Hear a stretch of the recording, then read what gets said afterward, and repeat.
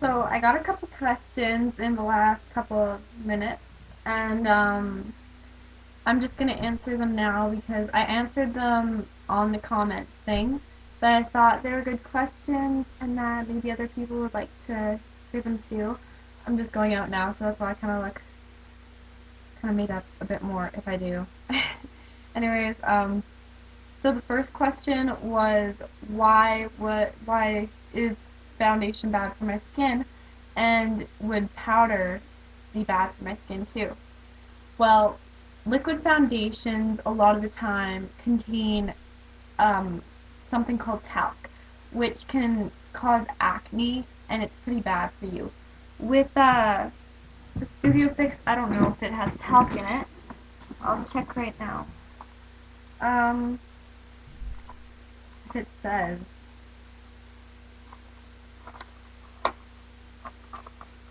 It doesn't say,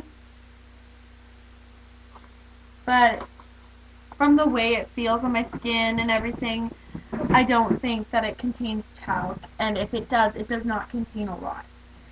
Um, and actually, a good liquid foundation that would actually be pretty good for your skin, but it's a bit thick, and you can get it at Walmart and stuff, is Physician's Formula, and on it says talc free, so that's good. Eyeshadows also have talc in them, and but every night you wash off all your eyeshadow, hopefully, and you have to do that with any kind of makeup you wear on your face. You can't go to bed. You can do it maybe once a month, but you should not go to bed with makeup on your face. Um, Also, liquid foundation can cause premature wrinkles, which isn't good. I used a lot of heavy foundations, and I used to sleep in them, and it actually took a huge toll. It's kind of reversing them now because I've been using anti-aging lotions, but where I used to put like foundation right up here, I was getting like huge wrinkles under my eyes, and I was getting them kind of on my forehead, which um, I still kind of have. So it was bad, and it can cause acne too because it clogs the pores if you don't get it all off. That's why you should always use a primer. I didn't mention this before, but you should always use a primer under your foundation because it's kind of a barrier for your skin in between the foundations. But if you're using mineral foundations, meaning powder foundations and stuff like that, also try to make sure there's no talc in them. And mineral foundations don't usually have talc in them, so you don't have to worry about that. But mineral foundations are actually pretty good for your skin. I used Pure Minerals 4-in-1 uh, mineral foundation, and it provides full coverage for it's the exact same coverage as a liquid foundation, but it's not going to break you out, and it's good for your skin. The only thing that I don't like about mineral foundations is sometimes they can look a little bit powdery, and I like to have kind of a dewy kind of sheen to my foundation because it looks more natural that way. And if you have dry skin, which in the winter and in the fall I have very dry skin, if you have dry skin you shouldn't use Pure Minerals. I know other mineral foundations are okay, but Pure Minerals you shouldn't because it dries out your skin more. But if you have oily skin, then it's a really good option for you, and you should really try it out. The other question I got was, just gotta remember, hold on, I'll check.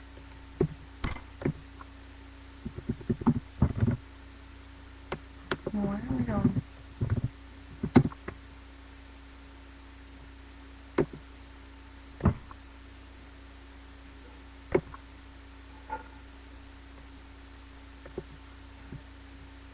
Was, would you recommend the MAC Mineralized Skin Finish Natural for evening out skin tones? I wouldn't recommend it because I don't think it provides enough coverage. If I show you, hold on, I find it.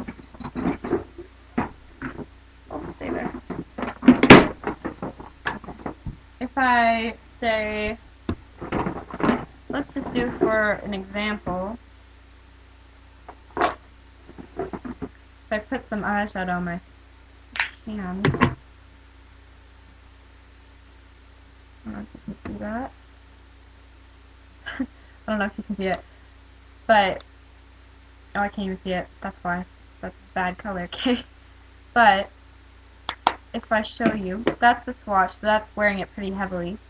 But if I put it on my hand, it doesn't provide a lot of coverage. And you shouldn't put that much on anyways, because it kind of, that's not the use for it. It's a skin finish, which means it provides,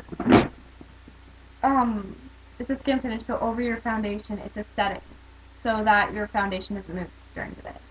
You could use it as a mineral foundation, but it won't take away a lot of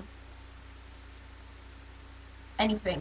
It won't cover up a lot of acne, it won't cover up a lot of red. But with MAC, or with different brushes, you can actually do that. My friend actually did this today, and I was like, oh, well, maybe I'll do that then. But if you find a chisel brush, you can pretty much get anything to cover completely. A chisel brush is hard. This one's not so hard anymore, but this is actually the Pure Minerals one. So it's not hard now, but usually it will be hard. And actually, I use this to get really hard lines, like on guys. Actually, if my phone's on, with guys, no, it's dead. But I did my brother's and his friend's makeup, because, well, not like face makeup, but they wanted to look like they have abs.